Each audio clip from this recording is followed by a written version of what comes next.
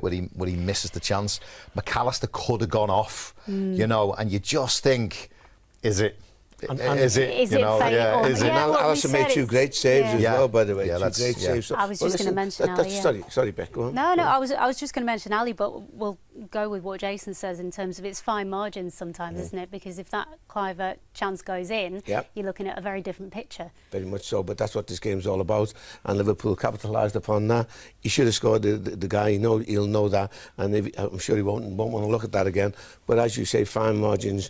We went down the other end of the pitch and put him in the back of the net. That's the difference in class. You know, I'm not saying that Clive is in class. He will be, but he'll rue that miss. But football, as you say, is about fine margins, and thankfully we came on top of that today. You mentioned about criticism, Liverpool playing against teams when they're not playing best. That doesn't bother me because Liverpool are playing the best. Liverpool players run great football. They're a fantastic football team, and they've always got opportunities to win. And whoever, as you said, whoever they play against, that's by the by. We've just got to do our bit, which we did today, and so pleased for it. So there ever a moment in your career where you've won a title and you've looked back, and there was a moment that sticks out in your mind where you think? Well, there's quite a few, mate, because as you said before, with a number of seasons, but it's one of them where they just add up, and the main thing is just getting over that line. And back in our day, it was a different game then. We won games like that. I mean, you win titles by playing games like that. You know, by, if you like, winning ugly or very, very difficult games, you know. I don't want to get too far ahead of myself, but again, we'll look back upon that at the end of the season and say that was a crucial moment, as was Brentford, as you say. Yeah, I mean, we spoke about it pre-match where Jace obviously wasn't with us, but you were saying ultimately, if you're going to be champions, you face certain challenges throughout the course of a season, and champions will find a way to overcome those challenges, and Liverpool have pretty much done that every single time. They've answered every question up to now. And there's a lot more questions to be answered. I mean, he's been very consistent with his team selection.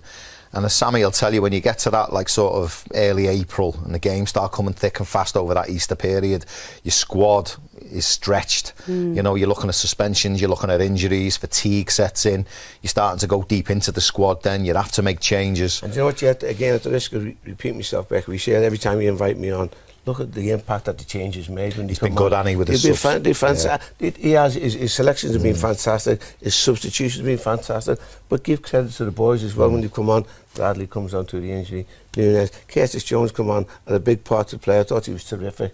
So again, I'm repeating myself, Becky, but this is what's going to make the difference between Liverpool, you know, winning games and losing games. That we spoke about it beforehand. We've got strength and depth. Look at our bench.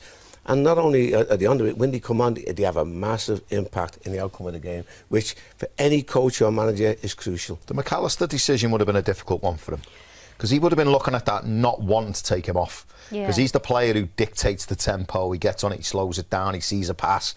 You know, he's an important cog in that Liverpool wheel. He's in danger of being sent off, you know. And he's looking at it thinking, I could lose him. I could lose him for 3 games, 2 games, 1 game if he gets sent off. You know, what do I want to do? I don't want to take him off. And it's a brave manager to go, come on, you're coming off, and then throw Curtis. I mean, Curtis is a quality player, and for me, I've got no problem bringing him on, but he certainly wouldn't have wanted to bring McAllister up, but he was just getting wrapped up in the emotion of the game, wasn't he? Let's speak about the penalty incident. When we watched it with the naked eye, definitely in real time, I mean, it was the rear view that I think it really is a definite penalty when you look at that. And you were quite convinced, Jace, I think, from the. I was more worried about offside. I was convinced it was just clumsy. I mean, sometimes, I played in that position myself. When you get caught, your instant reaction is to get back goal side in between the man and the goal. And you always face that. As the forward, he was great, Gakpo. He went across. He went across him. He enticed the touch, he enticed the contact, which, as you so rightly say, the kid is struggling to get back in position because the ball had gone beyond him. Gakpo, very, very clever, just took that 2 steps across him and enticed the penalty. I mean, from the full-back union, I fell for him, to be honest. I did, because like Sammy says, you know, you get done by a bit of good play from a winger where he does get in front of you and he gets, you know, inside you, and you're trying to get back that side, and then your legs just collide, and then this day and age they go down, don't they, with a breath of wind, but he's took the opportunity, he's been clipped and he's gone down. But the worry for me was offside, because the angle we had, very close. You know, when you think he's in front, you go offside. But he read the line really well. The centre half was a bit slow getting out, wasn't he? We are going to get some reaction, of course we are, from the Vitality, but let's bring in our Zoom guests and get their thoughts. Josh, I'm going to come to you first. What did you make of that?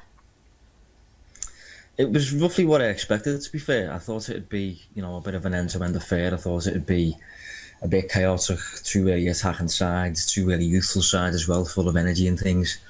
And that's what happened, really. You know, Liverpool have delivered success for the most part this season by controlling the opposition, and I think Bournemouth are up there in the Premier League with the teams that are the trickiest to control, probably just because of the nature of the way they're playing, you know, the manager and things, the speed that they've got. So given all that context, you know, it's away from home, it's a big weekend for the Premier League, considering Arsenal face City tomorrow.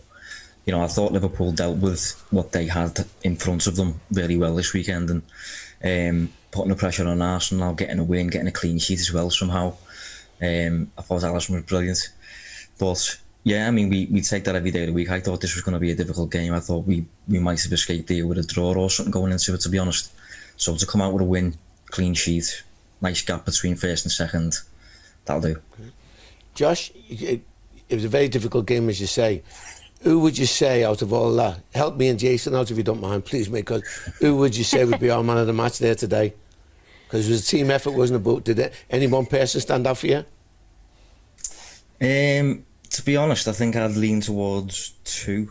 I don't know if you can deliver two man of the match awards, but I think Allison at one end, obviously really, really good, stepping up in big moments and making some big saves. And I know Bournemouth hit the post once or twice as well, so some of it's just on Bournemouth's finishing, but I thought when Allison was needed, he was there.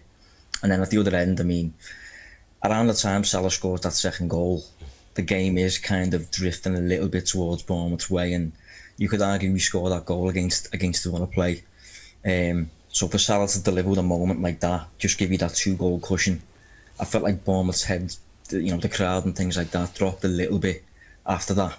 So I'd just lean towards Salah and Allison, really, which you can probably say most weeks. You've set a trend then, Josh. Set a trend. Two man of the matches now then, okay, mate?